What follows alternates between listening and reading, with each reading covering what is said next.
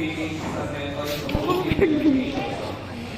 You're able to finish all chromatography, size exclusion chromatography, and HPLC with UPLC. Ano ulit yung UPLC? Ultra high performance. Ultra high pressure. Alam mo, nanonood ako ng lex, So boses mo moving on to naririnig. another separation technique. But this time, this is now based on molecular weight na talaga. Okay, for molecular size. And we call it SDS page. Medyo mahaba. So ano ang SDS page? Sodium chloride sulfate, polyacrylamide, gel, electrophoresis. So medyo kulang pala. Page, PAGE. The first reagent is SDS kasi sodium dodecyl sulfate.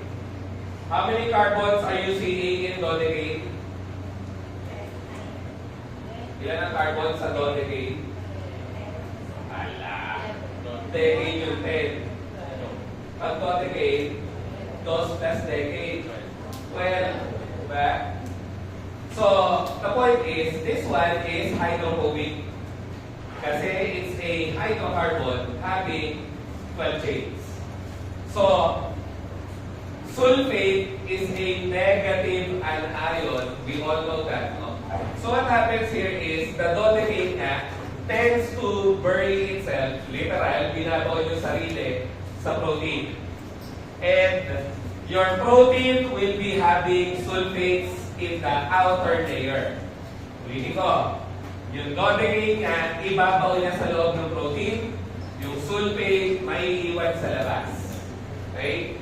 And therefore, each protein component will be having a negative charge, and therefore, that will be attracted to a positive charge. So let's have the diagram na nga. This is for separating ko very complex or very large protein mixtures. So let's say you have a 3-component protein. I hope you're seeing it na tatlo siya. 1, 2, 3. You have a small, medium, and large protein. Okay? So, after putting your sodium dodecyl sulfate or SDS na, what happens is the proteins tend to repel each other. Maghihiwa-hiwala yan. Bakit kamo? Because they are all having the negative charge, and light charges tend to repel each other. And the second step of the purification process is phase nga. Polyacrylamide gel electrophoresis. So what is polyacrylamide gel? Plastic. It's literally plastic converted into gel. Okay? So, if you put your protein there, you subject it to a negative electrode and a positive electrode. So, P part. Pasok kayo P part. Di ba? Sige. What's the name of the negative electrode? Cathode o anode? Yung negative electrode, what's the name? Cathode. O, papamulat ng loob. Negative electrode is known as cathode. Why? The basis of the name kasi is the ion being attracted. Doon siya pinangalan kung ano yung kumakapit sa kanya. Okay? So kung ikaw yung negative electrode, ano kakapit sa'yo? Positive na cation. That's why you call it cathode. Huwag mali dito. And here you put your anode. So what is the anode? It's now your positive electrode. So again, the basis of the names is what ion is being attracted. So for your positive electrode, the anions or the negatively charged particles are being attracted. So you call it anode. For your negative electrode naman, the cations or the positively charged particles are being attracted. That's why you call it cathode. So what can you notice with the separation below? You already placed your anode. Ano ulit yung anode? Yung positive electrode. So it will attract the proteins because the proteins are having negative charges. Diba? So if you look closely to it, the smaller proteins now migrate closer to the positive electrode niya, the anode. And therefore, the separation is based na on molecular size. Ito na talaga, yung separation na nakabase sa molecular size. Hindi nga si size exclusion chromatography, which is based on size exclusion, Stokes radius. Pinanong nyo Sir JP, correlated ang Stokes radius sa Stokes law. Or parehas ba? Hindi nga sila parehas. But they are related. Okay? Stokes law is the law for sedimentation rate. Stokes radius is the diameter of the sphere in space that proteins occupy when they toggle in solution. Okay? So, yun. So, this is the most common method for determining protein purity used by medical technologists so that they can detect proteins that are abnormal in the blood of the patient. Okay? So, yun. Again, pinaka-common pang-determine kung pure ang protein or mixture ba ang protein. Pangalawa, nagamit nito pang-detect ng abnormal proteins in the blood of humans. Kasi medtech or medical technologists, diba, specialize in clinical chem or clinical biochemistry. Okay? So yun, the separation nga is based on molecular size, molecular mass. And as I've said, it's the most common method for determining protein purity. Okay? So moving on to 2D electrophoresis, two-dimensional electrophoresis. So as the term implies, two-dimensional, meaning it employs two methods po. The first method is IEF or isoelectric focusing. The second method is SDSH. Yun lang ang dapat alam. Kumbaga, malimutan mo na lahat. Huwag lang yung dalawang method na ginagamit sa 2D electrophoresis. Isoelectric focusing, hindi pala nakalagay, sorry. Isoelectric focusing, IEF. The second method is the method a while ago, SDSH. Okay? Sodium dodecyl sulfate polyacrylamide gel electrophoresis. Okay? So again, what is isoelectric point nga? Point at which the charge of the amino acid or peptide or protein is 0. It is also the point or the pH at which the substance is stable. So, if you have a protein mixture and you place it inside a container with buffer solutions. What are buffer solutions nga? Does this change in pH? Ano pa nga pag-buffer? They can also be used to modify the pH. Diba? Pwede mo silang panggalaw yung pH. So let's say you treated this with a buffer so as to make the pH 0 to 3. This one is 4 to 7. This one is 8 to 10. This one is 11 to 14. You don't have to copy. This is just an example po. So, each peptide, each protein kasi have its own isoelectric point. And at their isoelectric point nga, they are very stable. So, let's say you have 4 proteins, no? A, B, C, D. And the isoelectric point of protein A is around 12. The isoelectric point of B is around 2. The isoelectric point of C is around 8. And the isoelectric point of letter D is 5. So you would expect po that protein A will migrate here at the end. Why they tend to migrate at their isoelectric point nga, it's simply because that's the pH nga wherein they are stable. Natural, pupunta sila sa pH na stable sila. Yun ang unang method.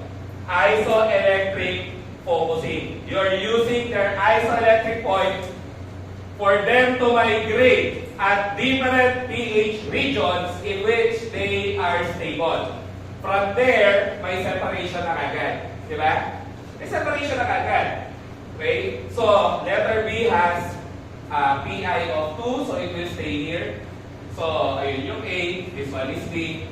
Then let's say letter C has an isoelectric point of 8, so it will stay here. And letter D has an isoelectric point of 5, so there you have it, no? This will be letter D.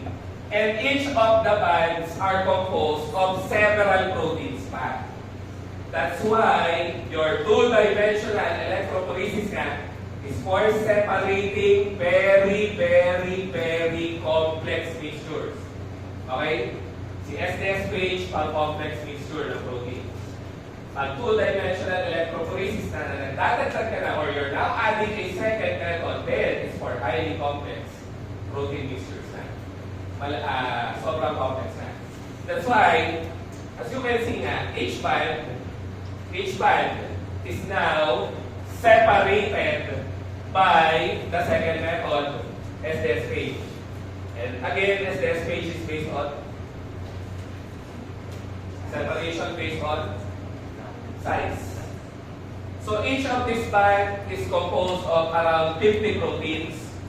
As you can see, in each band, you have a type of protein mixtures. And you can extract each region to fully separate a purified protein that you can now determine the structure.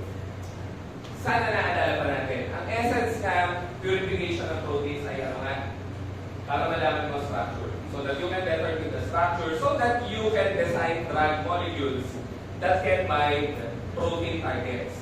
And most protein targets na, most drug targets na are proteins because most drug targets are drug receptors that are usually proteins.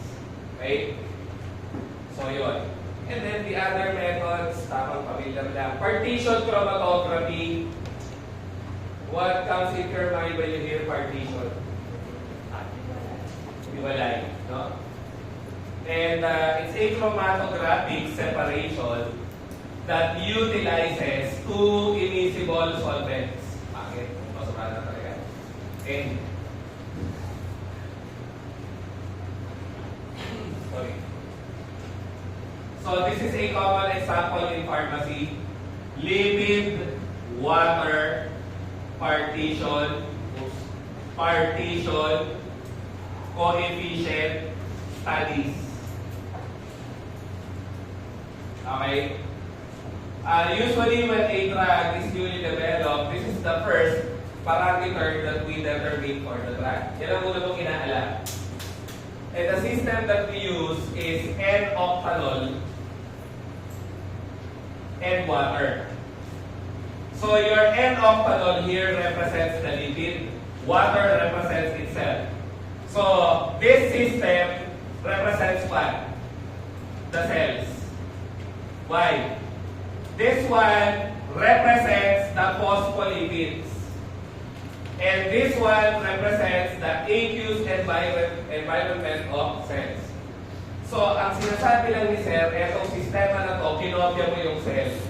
And what you do is, you add your drug into the system and wait for it to equilibrate. Of course, your drug, some of it will dissolve in N-octanol, some of it will dissolve in water. Okay? Ang sinabi ni Sir, may portion ka ng gamot na hahalo sa taba, may portion ka ng gamot na hahalo sa tubig.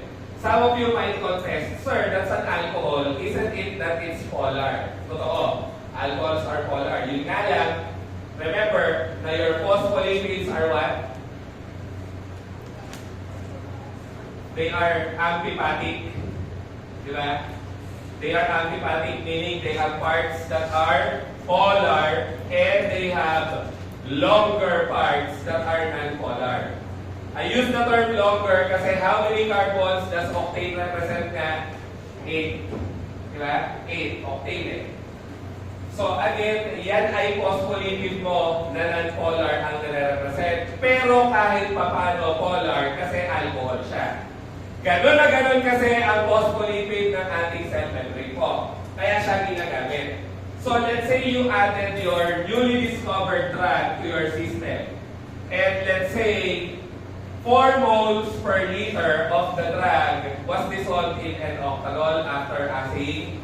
And then at the aqueous compartment, 1 mole per liter of your new drug got dissolved in water. So how do you derive the partition coefficient? You simply divide the concentration nga. 4 moles per liter or 4 molar solution, 1 molar solution. Sana naalala pa, molarity yan eh. Cancel, cancel, and that gives you a high number. By the way, the symbol for partition coefficient is K. Usually in pharmacy, K is constant or coefficient. Okay? So, if your partition coefficient is higher than 1, you can easily conclude na your drug is lipid soluble. Okay? But on the other hand, if it's the reverse scenario wherein 1 molar solution got dissolved in N-octanol, 4 moles per liter got dissolved in water, then that's only 0.25. And by rule in statistics and science, anything less than 1 is considered small or low. Basta lower than 1, mababa. So you can now easily conclude na, okay, my drug is much more dissolved in water. And what will be the implication kaya? Yung mga nagbabayopar, makakasagot dito. Ay, nabulbelo na kagad si... Ano yung implication? Bago yung gamot, inalam mo kung lipid soluble or water soluble siya. Bakit? Ano logic? Kung meron man.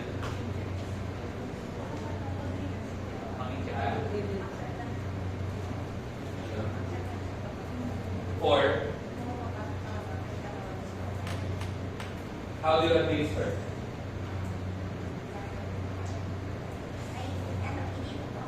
Alright.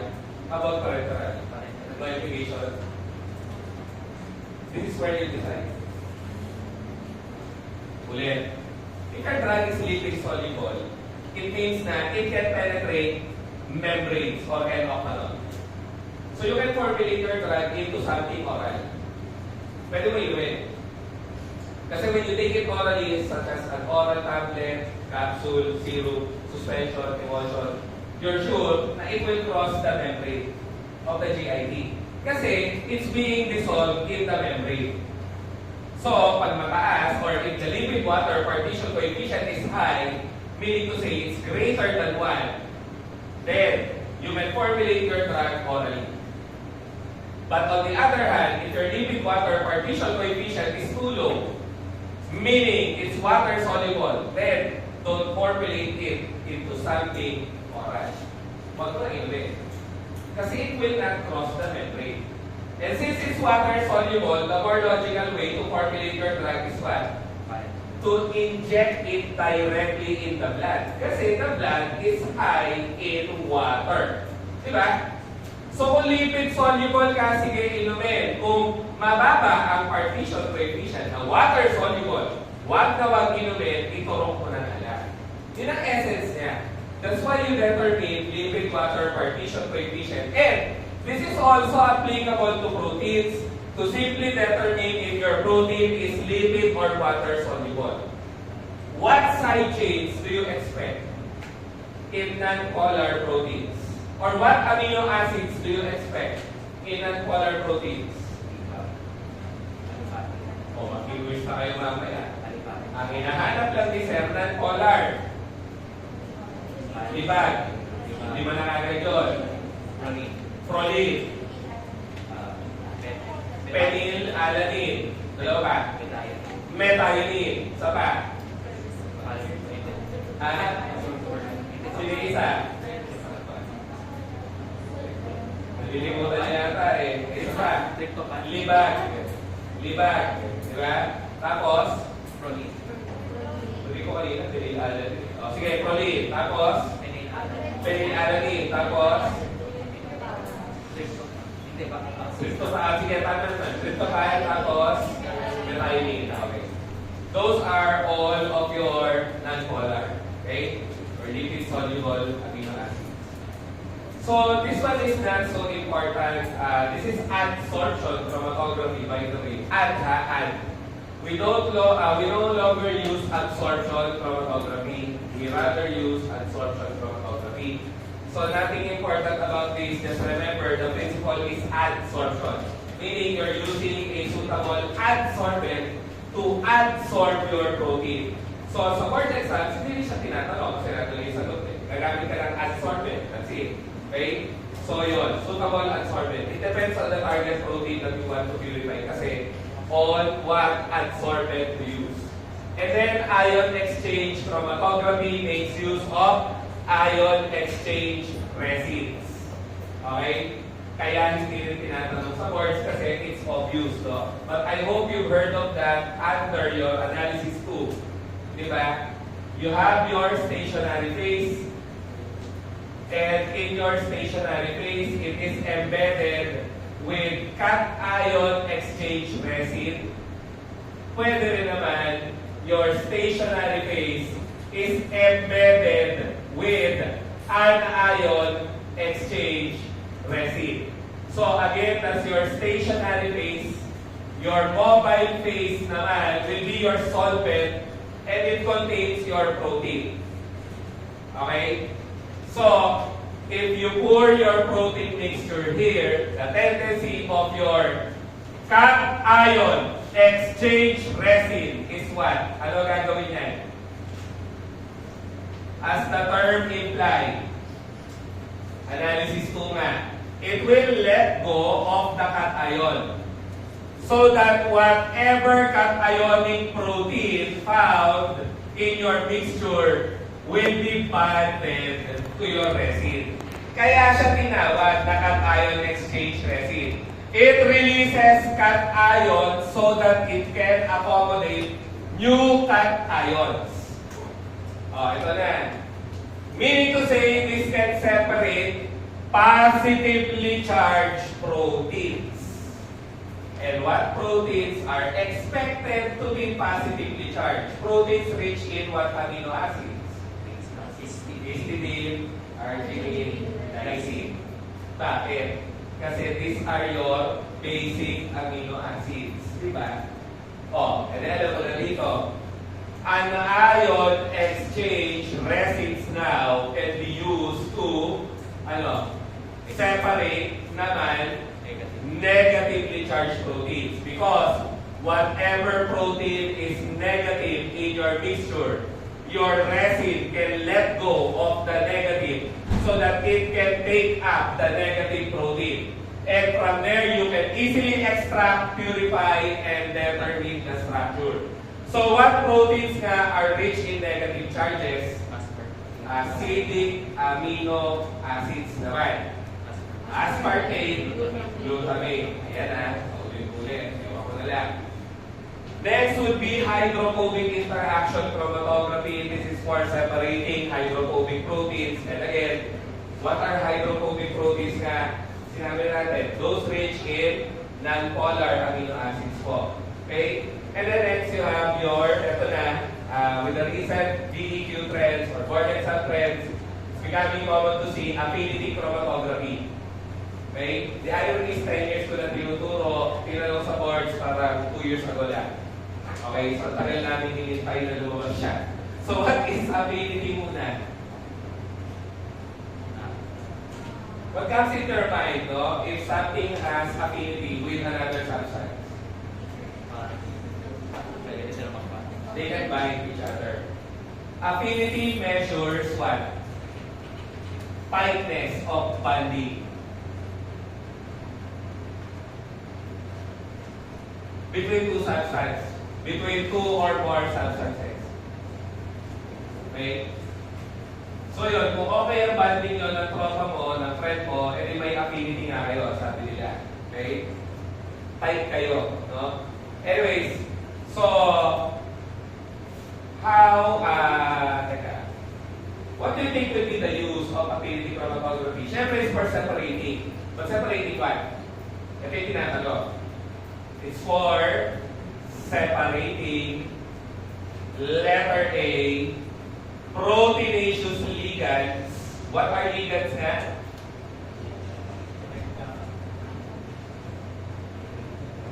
also for separating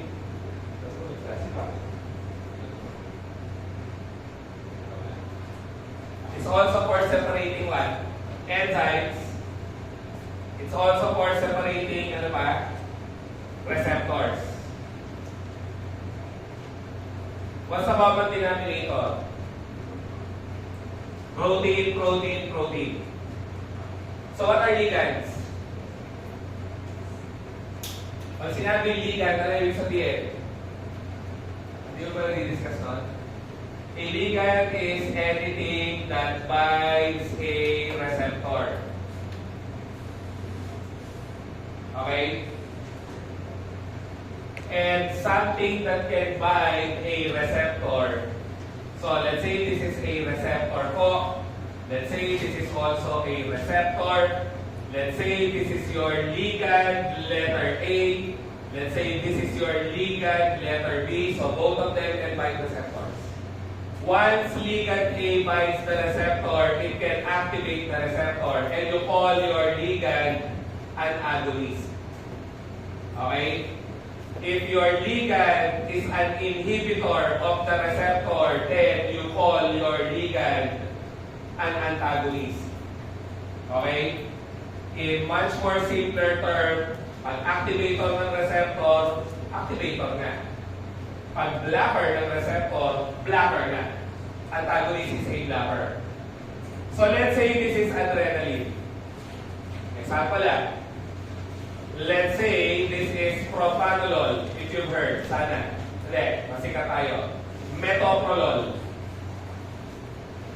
So when adrenaline binds the receptors found at the heart, what does adrenaline do to the heart?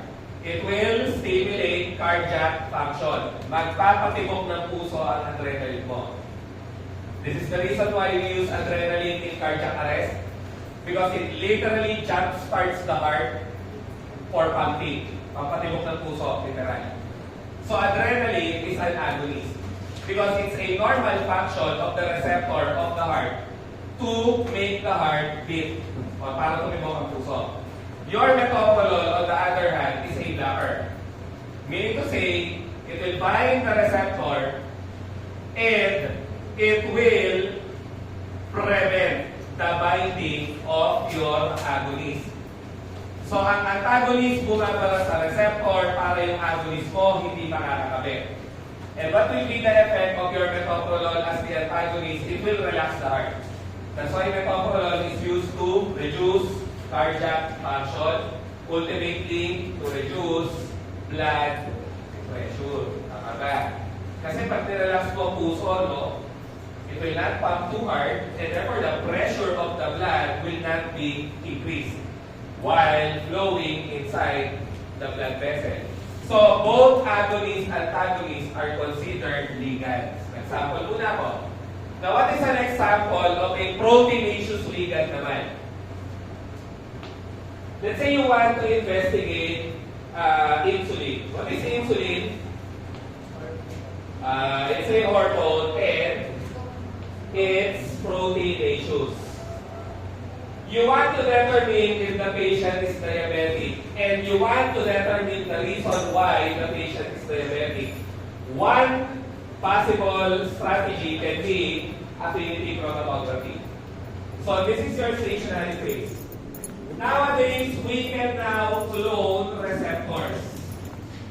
Opo, ang receptors na ko-clone na. Insulin receptor yun. This is also your insulin receptor. Okay? So you want to investigate the insulin of the patient. So what you do is, you do a biopsy. Ano yung biopsy? Yung kumukuha ng sample sa versus autopsy. Autopsy, alam ko eh. Ano yung autopsy? yung binubok. You're examining the organs and tissues of dead people, cadavers, autopsy yun. Pag biopsy, Kumukuha ng sample. buhay pa. Mm. Okay? You're observing cells, organs, tissues of living patients. So, a biopsy of the beta cells of the pancreas will suffice. Okay? Because what produces insulin nga is the beta cells of the pancreas. Mm-mm. So what the doctor do will be biopsy of the beta cells, homogenization of the beta cells, you heard me right, gagawin solution, and yung solution ng beta cells ni patient will be allowed to be poured into your stationary phase. And of course, whatever insulin is out there will be bonded to the insulin receptor. Why? Kasi insulin has affinity for insulin receptor, syempre. Where do you find insulin receptors? Where do you find insulin receptors in the human body? All cells. Kasi all cells use glucose. What does insulin do then? Allows for glucose to enter the cell. Therefore, lowering the glucose na. Pinapababa niya ang asukal kasi pinapapasok niya sa cells. Meaning to say, lahat ng cells, gumagamit ng glucose. Gumagamit din ng insulin. So, lahat ng cells mo may insulin receptor. And it's clonable. Clonable. Ano nga ang cloning ulit? Hindi ko ba nasasabi? Cloning is also recombinant DNA technology. Wala pa kayo? Sige, sa kanila. Recombinant DNA technology. Layman's term is cloning. Another layman's term would be genetic engineering. There are a lot of receptors and even cells that can be cloned right now. Lahat ay nakaklone na. Ang hindi na lang nakaklone, isang buong human being. Nakakatakot yun pag nagkaganon. Di ba? Meron ka lang mga surrogate. No? Ay, pagod ako mag-quiz sa tayo, pero papasukin ko yung surrogate letter B ko. No? Next week sa midterm, surrogate letter C. Kasi dahil mga clone. But again, it's not perfectable. Hindi na perfect talaga. But cells can be cloned, receptors can be cloned, proteins can be cloned, enzymes can be cloned. Many drugs right now are cloned proteins actually. Yeah, even your insulin. The insulin back then that we administer for humans was derived or extracted from beef and pork. Insulin ng baboy, insulin ng baka. So, if you are to administer that to humans, what happens is allergic reaction. Kasi that's not our insulin. So, what we do right now is we clone human insulin na. So that we can administer it to humans and therefore no allergic reactions because it's a cloned human insulin. Okay? Lahat nakaklone yan. Basta protein, nakaklone yan. Basta cell, nakaklone yan. So, the insulin receptor here is a reagent. You heard me right? It's a reagent that is a product of genetic engineering.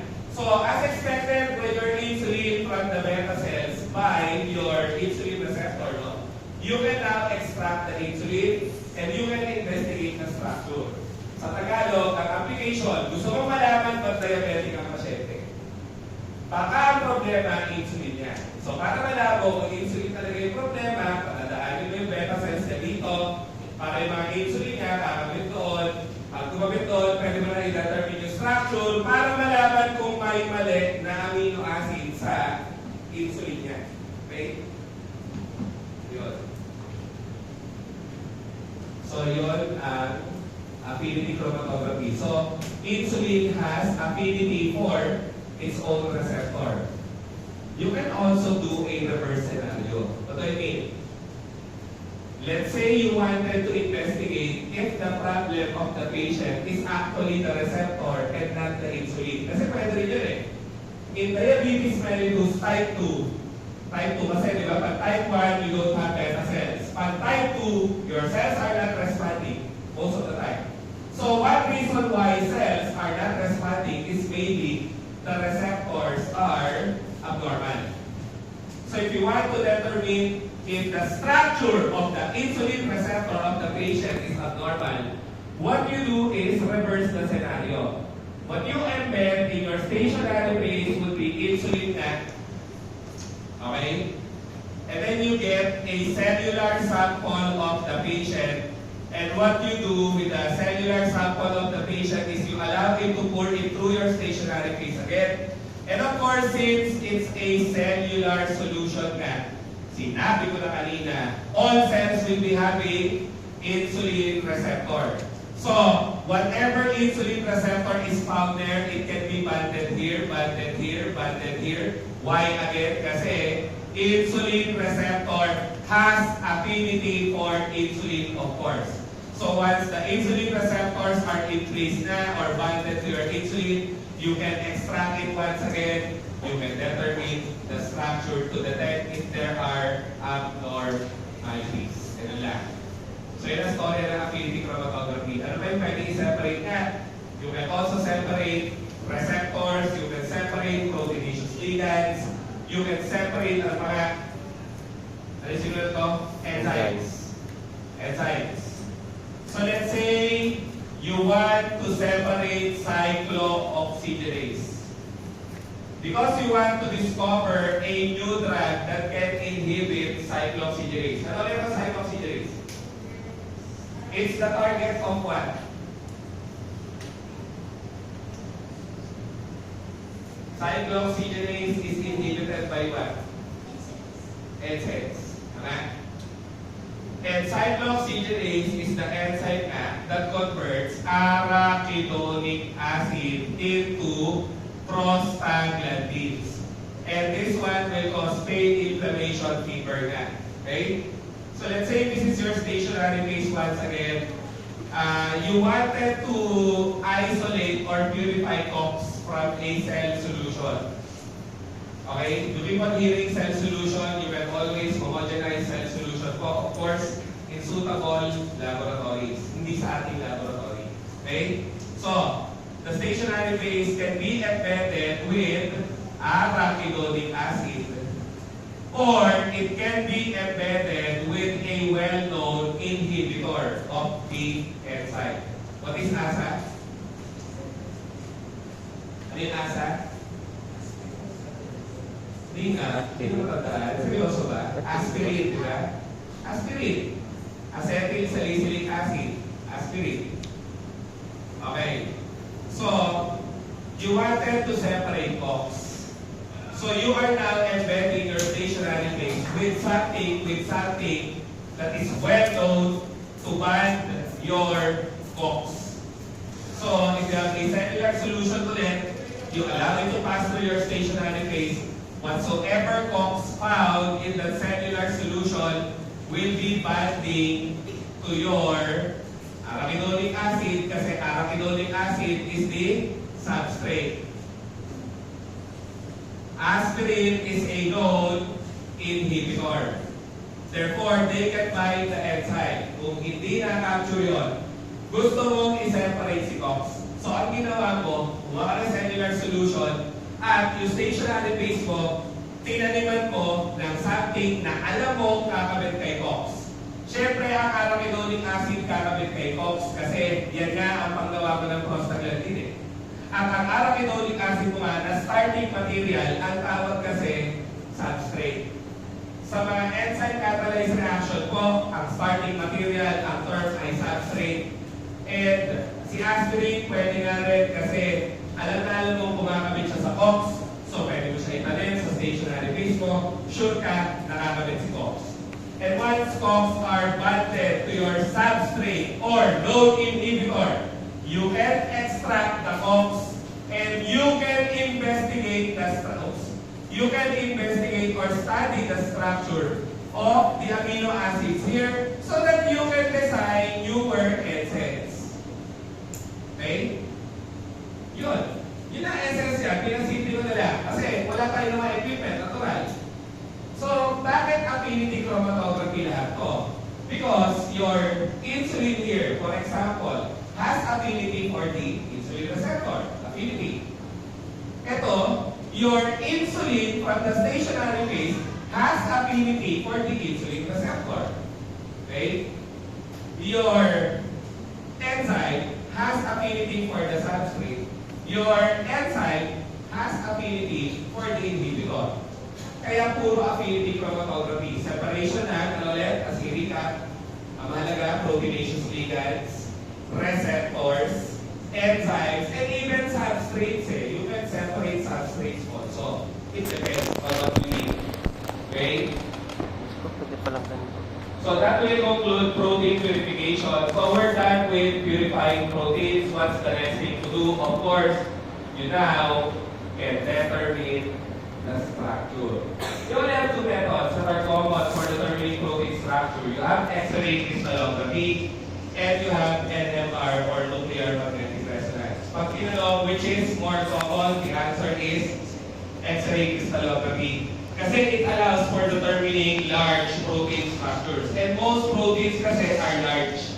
Majority ng protein na malalaki, therefore X-ray crystallography is very common. Okay? But what is the disadvantage? Kasi for X-ray crystallography, you have to crystallize your protein. Once the protein is crystallized, you bombard it with X-ray beams and the X-ray beams are diffracted into different patterns or regions. Baba ko lahat ha. So you have your protein crystallized. It is now being bombarded by X-ray beam. The X-ray beam gets diffracted into different patterns which can ultimately be decoded by the instrument. So as you can see, parang ano to, no, proline, right? Kasi it has a 5-member tree. It can also be, ano kaya? Imidazole of histidine. Okay? Yun lang. So, I just sampled one. So, that's now one amino acid and of course, each dot can represent hundreds to 200s or even thousands of amino acids. Yun lang. So, the problem with X-ray crystallography is what? So, yung advantage is very common. Kasi it can determine large protein structures. Disadvantage nga lang is what? You are crystallizing the proteins. Why is that a disadvantage? First, hypotubical. Second is you may lose the natural structure of your protein. Pwede mawala yung natural structure of protein. Kasi you're crystallizing it. Okay? So yun ang disadvantage. But still, it's the most common pa rin. Even if it has the disadvantage. Siya pa rin ang most common kasi most proteins inside the human body are large proteins. Moving on to NMR, so NMR is nuclear magnetic resonance nga in your analysis tube. So it allows for absorption of light and each functional group or each side chain can absorb a characteristic pattern of light. Let's keep it that way. Sinabi lang ni Sir, ito nakaka-determine ng side chain through absorption of light. And kada side chain kasi, maybe your methyl, isopropyl, your hydroxymethyl, imidazole, phenol, lahat ng side chain na sinabi natin for amino acids, they have characteristic patterns of light absorption. And since this can determine characteristic light absorption, you can determine side chains. Therefore, you can determine amino acids sequence and further the structure. So what's the advantage? It does not require crystallization. Yun yung malaking advantage. Yung alam, the great disadvantage is what? It cannot determine large protein structures. That's why it's not common. Okay? So yun yung natin. Advantage allows for natural determination of the structure, meaning low crystallization. So there's no risk of altering the protein structure. No? Disadvantage nga lang, it is restricted to smaller proteins. Yun lang. Konti lang ang kaya ng determine na protein. So kaya tayo, we're through with primary structure na. What's the bigger word for primary? Sequence. Lagyan eh. And what's the stabilizer for primary structure? Ano ba? To stabilize the primary structure? Peptide band. Ito na tayo sa pangalawa. Secondary structure. Okay? I'm excited. Sorry. Hindi naman tayo mag-drawing kasi. But after determining the structure, if you have your books, you can see the representations nga. Ito na yun eh, actually, nasa gilid. How do we represent protein structures nga? First, you have your ribbon structures, ball and stick. Pwede rin naman. And space filling model. You don't usually see the space filling model, but yes, this is a receptor. This is a receptor. And that's your drug. Kita mo yung gamot kung gano'n maliit when compared to the receptor. Ito yung itim. Okay? And that is actually penicillin. What is penicillin?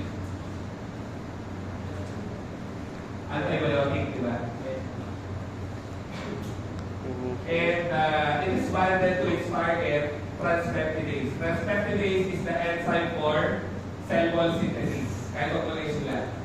Sinabi lang ni Sir, penicillin yun, nakakamit siya sa target nga ng transpeptidase na pinanggagawa ng bacteria ng kanilang cell wall. Ayun, kaya penicillin mo, inhibitor ng cell wall synthesis, makamatay ka ang bacteria talaga. O nga pala, di ba? Ito po, microbiome pa yun. Ano other name ng cell wall? At saan gawa ang cell wall? Not naman. Nagtinugay ka at ano nga? Synonym? Grain. And what are the common cell wall synthesis inhibitors na raw? Beta-lactam. Antibiotics. The most common would be penicillin. Diba? Most common, beta-lactam antibiotics. So yun. Kaya sinabi ko, ball and stick and ribbon structures. It's pretty common to see ribbon structures, and yes, that is the same. Same yan. The difference now with space filling model is the thing with space filling models, the atoms are blown up so that they would occupy maximum space. The advantage of this is it gives you an accurate three-dimensional representation, but it's too bulky. That's why it's very common to see this one. So if you go to Doc Mike for pharmacology, you will see the books of pharmacology. In the front, you will see ribbon structures. Maraming ribbon sa unahan ng BioChem books, pharmacology books, kasi nga, ang nire-represent doon ay protein. And once again, that's your drug, that's your receptor. Okay? So, the traditional method would be ball and stick, wherein the atoms are represented as balls, the ones are sticks, kaya ball and stick. And what's the fourth structural representation? Dapat alam. It's a combination of all. Kita ba? Combination of all. You have space filling, you have ribbon, you have ball and stick, and you have, excuse me, ano na, sorry, ball and stick, space filling, and ribbon. Ito, combination of tatlo. Okay? Yun lang sinasabi sa dulo. So, apat ang method of representing structures of proteins. Can be the traditional ball and stick, the ribbon model, the space filling model. The fourth one is the combination of all. Okay? So yun na. Ito na. As primary secondary structure, again, nasasagad ko lang yung trigger words ko. So ano ulit pag primary structure? Sequence. Pag secondary structure, spatial arrangement kasi of amino acids located near each other. And once again, spatial, hindi special. Spatial. What do you mean by spatial? Changeling daw po. Arrangement in space. So meaning to say, it's now describing na histidine is pointing up, proline is pointing downwards, phenylalanine is pointing to the left, and so on and so forth. Hindi basta-basta sequence. Ang dinedescribe na niya, arrangement in space of the amino acids. Okay? Now, ito yung structural organizational level that your board examiner is very fan of. As in, umaabot ng 10 to 15 yung talong niya dito at puro mahirap. Okay? Sa secondary structure. So, first and foremost, what are the stabilizers of your secondary structure nga? Mali. What is the stabilizer? H-bonds. Hydrogen bonding. Between amide nitrogen, carbonyl, oxygen. You have two forms. You have two forms. At na-discuss na natin ito last time. Okay? So these are the two forms of your secondary structure. So you will see that, you will see that, you will see that, and that. And those are the hydrogen bonds. Okay? Those are the hydrogen bonds. Dito naman, the hydrogen bond is here. So, this is known as your alpha helix. Plural is alpha helices. This one is known as your beta sheet. Yan na. Masira na naman yata yung mga marker. Pero napapahinga lang sa linggo. Anyways, so ano to? What is the state of the hydrogen bonds in alpha helix? By the way, of course, no, it's just not shown, but each segment has an amino acid. Amino acid, amino acid, amino acid. Okay? And each hydrogen bond is due to carbonyl, okay, oxygen, and amide hydrogen. Diba? Sabi natin, the peptide bond is what? The peptide bond is what functional group? Amino. Amide. Meaning to say, this is your peptide bond. This is your peptide bond. So, how are H bonds formed? Amide hydrogen, carbonyl, oxygen daw. So, yun yung naging H bond. Yun yung nire-represent nun. Sorry na kagad. Toxic na mga niya sa secondary structure. So, kailangan mo ng carbonyl, oxygen. You also need amide hydrogen. Yes, this can still be possible actually, no? But it's too tight. There will be steric strain, masyado magka-effect. That's why it's usually 1 carbonyl oxygen, 1 amide hydrogen. So, gusto ko lang mapansin natin lahat, no? What is the H bond in your alpha helix? It's intrachain. Sorry na ulit kagad. Toxic na siya. Intrachain. Why do we call it intrachain? It's within one chain. It's within one chain. How about for beta sheets? What's the H bond? Between chains. Interchain. Okay? And ano bang katoxical nga sa difference ng dalawa? Alpha helices nga are amphipathic. Therefore, it has water solubility. Because for your alpha helix, one side is polar, the other side is non-polar. But for your beta sheets naman, your beta sheets are always water insoluble. Why kaya? Galing na sa tita ko. Galing ko lang. Bakit sa tingin nyo water insoluble ang beta sheet? Yung pa ano kay natin.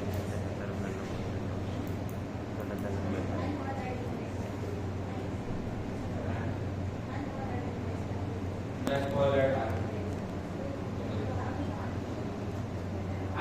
kasi meron siya non-polar amino acids. Okay, regular amino acids.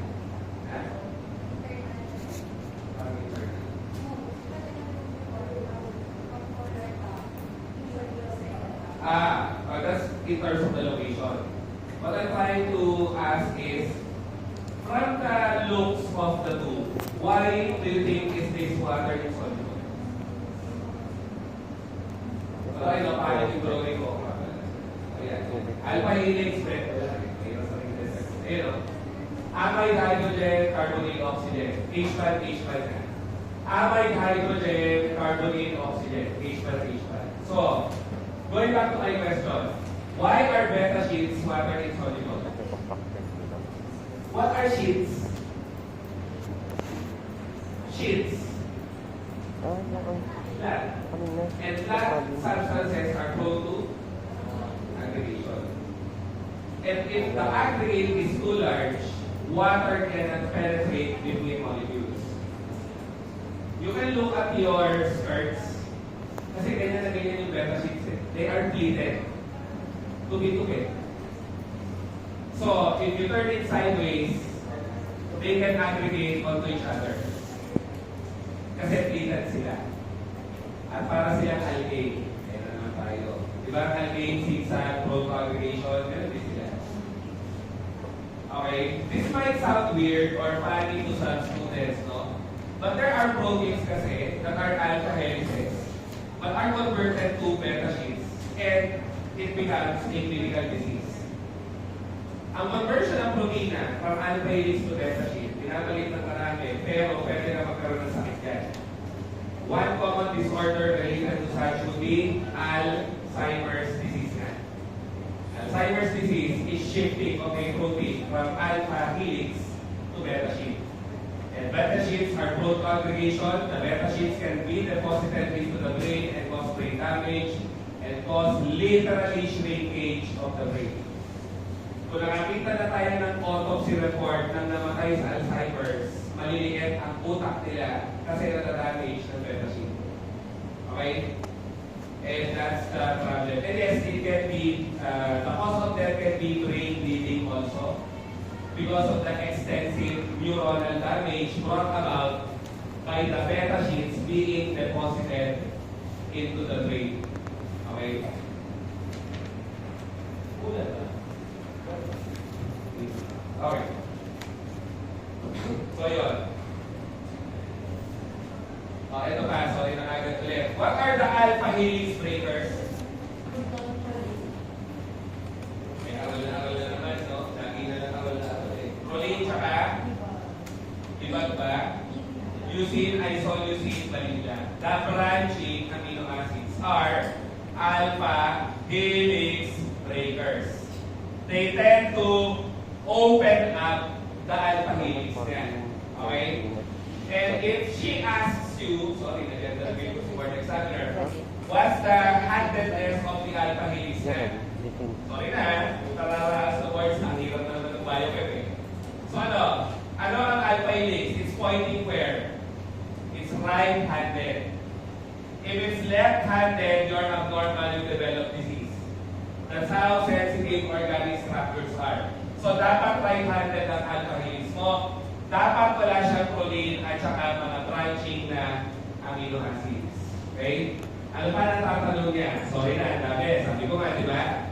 Your beta sheets na are diverse in structure when compared to alpha helix. Because your beta sheets can have this orientation. N-terminal to C-terminal, N-terminal to C-terminal. Okay? Meaning, it can be a parallel beta sheet.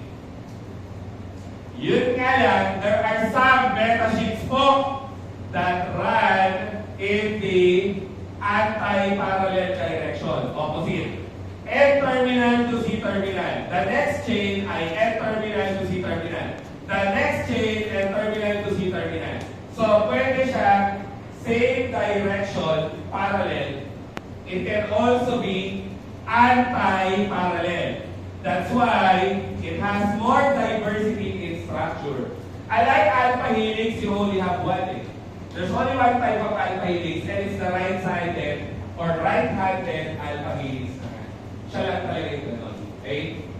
So, beta bends are not considered types of secondary structure because the beta bends usually just connects the two. Taga-connect lang siya ng dalawa eh. So, it's not considered or an example of secondary structure. Okay? So, ito na ngayon. Beta sheets yun, as I have said, ito nga, pleated.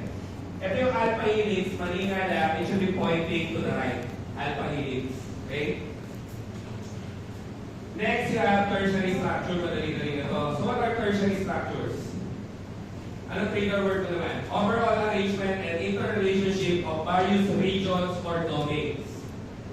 Regions or domains. Pinaka-trigger word ko yung domains. What are domains na? Domains are fundamental, three-dimensional, structural units of proteins. Okay? So, yun ang domain. And it also describes individual amino acid residues nga in your domains. Okay? So, as an example po, ayan siya. Sorry, stabilizer muna. Ano ulit stabilizer ng fiber? Peptide bond. Ano stabilizer ng secondary? Pag-alpha helix.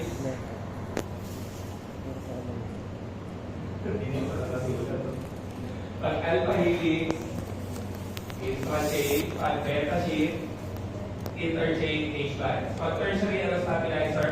Ito na. Disulfide bonds, hydrophobic interactions. Keep in mind, hydrophobic interactions are not true ones. It's a physical attraction between non-water soluble functional groups or non-water soluble substances na. Okay? And what is the amino acid needed nga? What is the amino acid needed to form the disulfide bond? Yan ang ion, cysteine. Di ba? So, two cysteine residues being oxidized, ano ulit tawag? Cysteine. Okay. So, yun. This will be having cysteine. Tinatanong na nga. The tertiary structure, once reached by proteins, usually the protein is already active. And therefore, it is prudent or kailangan sa protein na magkaroon ng cysteine to form the tertiary structure because the stabilizer of the tertiary structure is a disulfide bond. And there's only one amino acid that can form the disulfide bond. It's your cysteine. Wala namang iba. Okay? So, ilang ang sinasabi. So, we have an example here, pyruvate kinase. I hope you're seeing the brackets. This is domain A. You don't have to label. Domain B, domain C. So it's now describing domains. Relationship with one another. Again, what I said is it's pyruvate kinase. It's the enzyme found at the last step of glucose metabolism. Kaya tayo nagkaka-energy sa glucose dahil sa kanya actually. Okay? Pyruvate kinase. More on that under metabolic pathways. And last but not least, some of your structural organizational levels, you have your quaternary structure. Okay? So your quaternary structure, it's not necessary for your proteins to reach the quaternary level kasi nga most of the time, if the protein reaches tertiary, okay na siya. So papalaki lang ng papalaki. As you can see, this is tertiary. If you look into quaternary, it's like combining several tertiary structures. So, ang kapag ito dito, it describes the relationship of polypeptide chains in a multi-chain protein. So, sa Tagalog na Tagalog, ang nire-relate na niya, peptide chain sa isa't isa. Kaya pag inisip mo, malaking-malaki na to. Hindi kagaya ng tertiary ang nire-relate to domain. Hindi kagaya ng secondary ang nire-relate amino acids in the space. Hindi kagaya ng primary ang nire-relate sequence na. Pag quaternary, ang nire-relate na niya proteins with each other in a multi-chain protein. So, malaking-malaki na siya. And polypeptide chains in themselves are already proteins. So, meaning, it's describing the arrangement of proteins in relation to one another. Kaya malaki. And consequential to that, the stabilizer, as expected, is a combination of all. Ano yung all? H-bonds, disulfide bonds, hydrophobic interactions. Idadagdag mo lang ionic bond. Okay? Idadagdag mo lang, ayun o, ionic bond. So, pinagsama natin lahat, wala lang yung peptide. Okay? H-bonds, hydrophobic interactions. Saan yung H-bonds nga? Sa secondary. Saan yung hydrophobic interactions? Sa tertiary. Di po? Saan yung disulfide? Sa tertiary. You're combining all. Sabi ko combine all, secondary to tertiary, you just add ionic bonds. Basta synonym na of ionic bonds, electroplated bonds. Sabi ng inyong pharmaceutical inorganic chemistry teacher 1 year ago. Gusto mo, inaasahan mo na mga namin. Ano naman? Electroplated bonds, ionic bonds. Okay? So, yun. So, what is protein denaturation? I'm pretty sure in your micro narinig nyo na ito. Tama? Protein denaturation. What is nature or natural structure? Ano yung protein? Anyway, sige. When you hear the term denaturation, you are removing the natural structure of your protein. So the keyword is, it's simply misfolding or unfolding of your protein. Remember, they fold. By the way, what organelle folds the protein? Golgi apparatus, very good. So, if it's unfolding na nga, it's losing the natural structure. And therefore, protein denaturation nga is simply unfolding, misfolding, or loss of quaternary, tertiary, secondary. So I hope you notice na I didn't include primary. Kasi denaturation, ang sabi, it will cause unfolding, misfolding of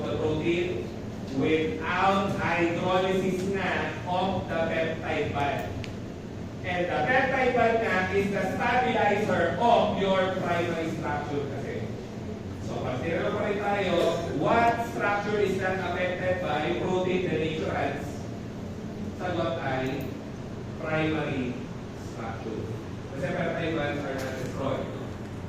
So, how do we achieve protein denaturation? There are a lot of chemicals in micro that you use as protein denaturants. Tara, you have your alcohol, you have your heavy metals, you have your tannins, okay? All of these can precipitate bacteria proteins or bacterial proteins. And if your chemical is a protein precipitant, it follows, it can kill the bacteria. Kasi the most biologically active biomolecules now will always be proteins. So if you lose the natural structure of your protein inside the bacteria, then the bacteria can die. Okay? So these are now the alterations of protein conformation as a cause of disease. You have prion diseases and you have Alzheimer's disease. Okay? Summarize na natin. Normally, mammals will be having the prion-related protein. Uulitin ko. Normal to. We call it the PRP. Okay? And it is rich in alpha helix. Ayan naman. So it's water soluble. But back then, during the old times when the war was at large, there are chemicals wherein cows, as in baka, ay na-exposed, and their prion-related proteins have been mutated to form prions. Okay? And prions naman are rich in beta sheets, prone to aggregation. Sabi natin kanina. So what happened here is the prions when formed, the problem is it is autocatalytic. Ano, ibig sabihin ng catalytic na what is a catalyst? It's a reaction. So prions can speed up its own formation. So it can stimulate the formation of more prions out of the PRP or the normal prion-related protein. Okay? So ito normal sa baka. Pati sa tao actually. Ang problema, na-expose na ang mga baka doon sa chemicals, terrorism, biological warfare chemicals, nag-mutate tuloy si PRP, naging prion. Problema sa prion, autocatalytic. Nabubuo lalo once na nabuo siya. Ang ending, the prions are deposited into the brain. It literally caused the brain of bovine, anong bovine? Cow. It literally caused the brain of cows to be looking like sponges. Nagmukhang sponge. Butas-butas, literal. And I don't know if you heard in your younger years, no? Ito po yung tinatawag nating mad cow disease. Natin yung mad cow disease. Breakout of mad cow disease. And they calling it breakout why? Kasi they say it's due to a virus, but it's not a virus. Kaya, BioChem micro, lagi tinatanong ang prions. Ano daw ang prions? What's the proper description for prions? Is it a bacteria? No. Is it a helping or bulate? Hindi pa rin. Is it a fungi? Hindi pa rin. Is it a virus? No. So what is a prion? What is a prion? It's an infectious protein. Nakakahawa na protein. Kaya weird pakinggan. When you say nakakahawa, it's transmissible, communicable. Diba?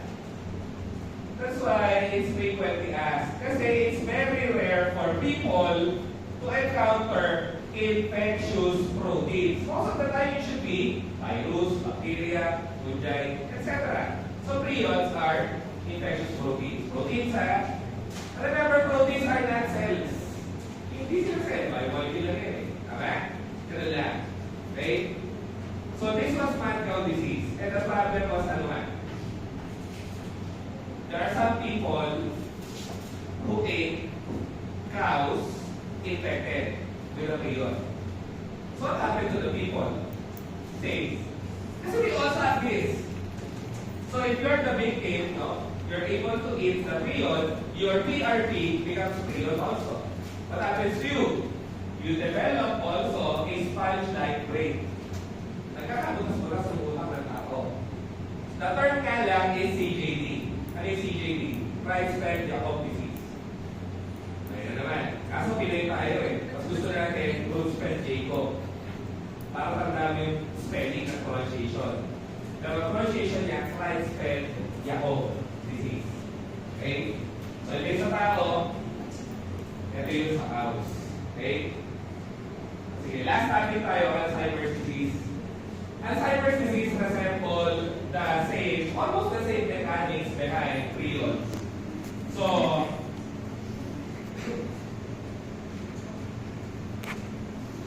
Alzheimer's disease in clinical pharmacy, medicine, and pharmacology is abbreviated as AD. So normally we have the amyloid precursor protein. Kung nga talaga yung pictures na ito, may pictures na pala. Sige, ito na lang. We have the amyloid precursor protein, APP. The amyloid precursor protein is rich in alpha helix. Okay, and alpha helix is what na? Water soluble. Okay? And ano sabi, zoom natin kung hindi nyo kita. Credits to osmosis.org for my semi-animated pictures. Wala lang. Kasi ko sa video, pinag-creaturize ko sila. So this is APP. What is APP? It's the entire proteinaceous structure made up of alpha helix beta sheet. Okay, APP. As said in the label, what's the normal function of APP nga? It regenerates neurons, as I have said. When you perform mental tasks, when you study, when you answer my exam and others' exam, you lose neurons. Nakakataya ka ng neuron talaga. So you need to recover those by sleeping, napping, eating. Okay? Okay yun. So what helps? What helps in regenerating or rebuilding those neurons would be ATP. So ATP gets used, nagagastos mo siya. Pag nagastos mo siya, it replenishes new neurons, new brain cells. Okay? That's normal. Kaya lang, ito na. As you can see, when it gets used up, we make use of an enzyme, alpha secretase. Alpha secretase makes a good cut.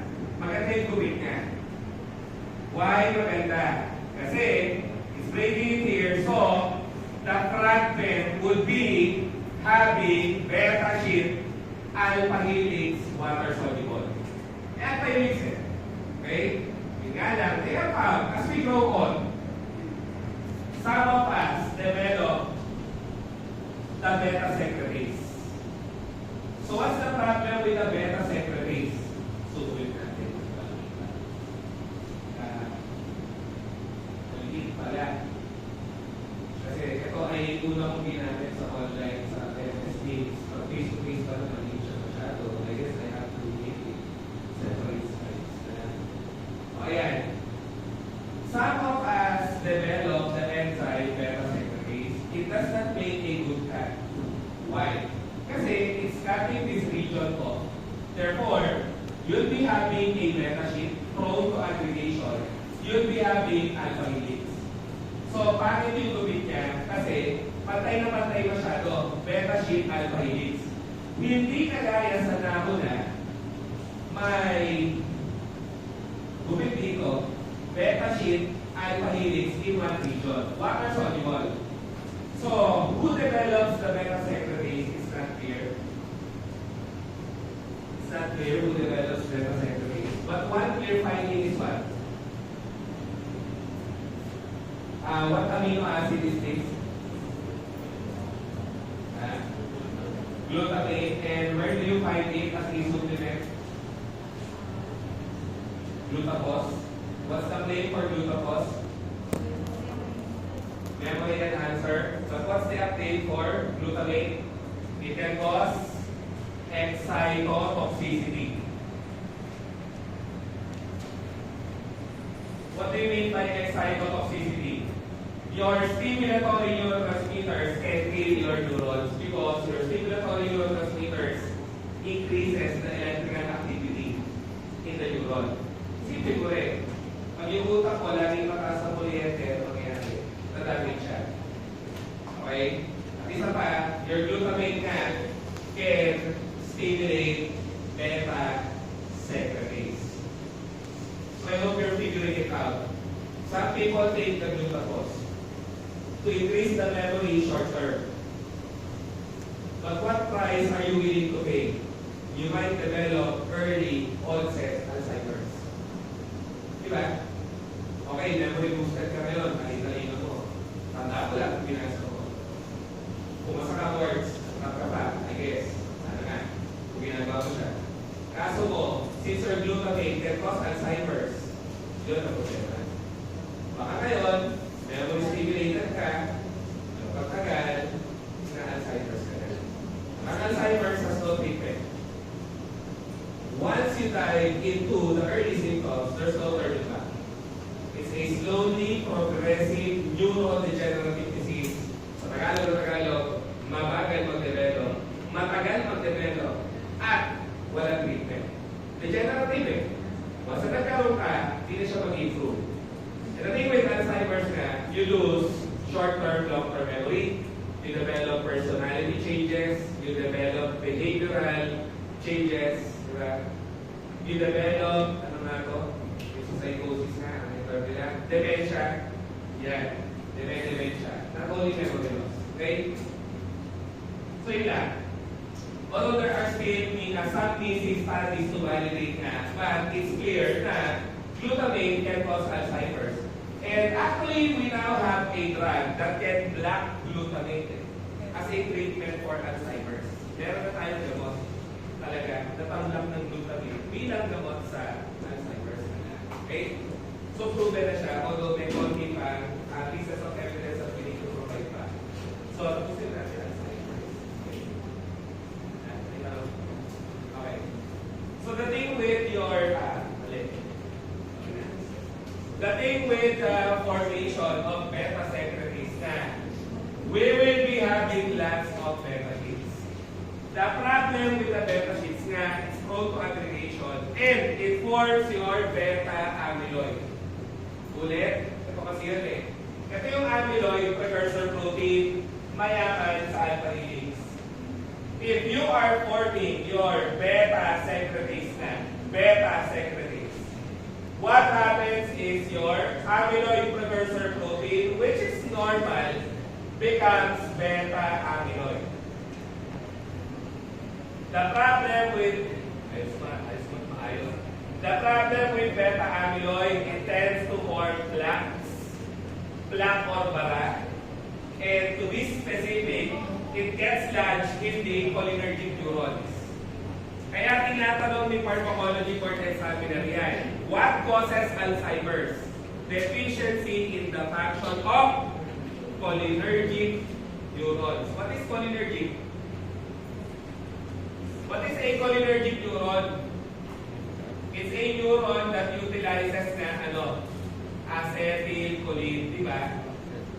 So, ang pinaka-affected ng Alzheimer's ay acetylcholine, kaya ang gamot sa Alzheimer's ay something na magpapataas ng acetylcholine.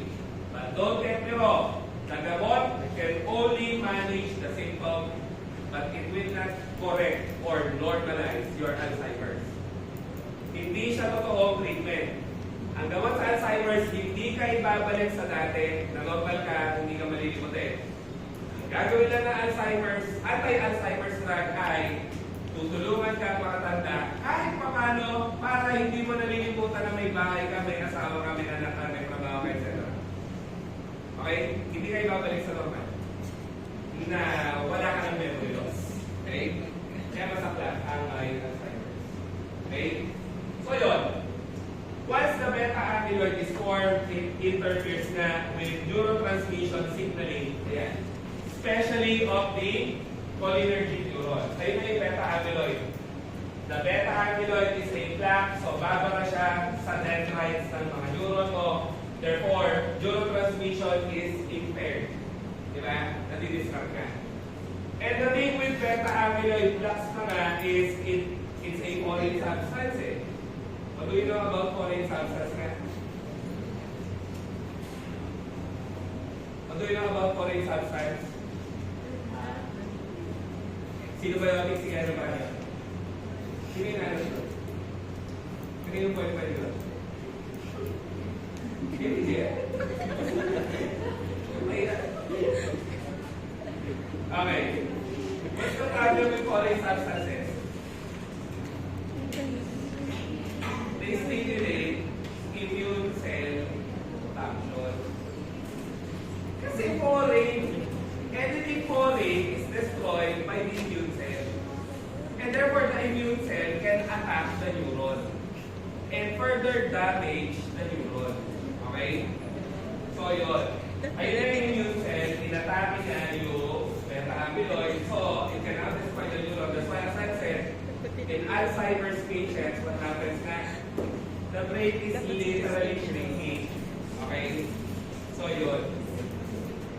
And another thing to conclude the session for today, ayun na, sinabahan na lahat. The beta-amyloid plaque, the problem is, it can stimulate NAT1. Si beta-amyloid plaque can stimulate what? Phosphorylation. Can you recall microtubules? What do we use to form microtubules? Tubulin. Module 1, no?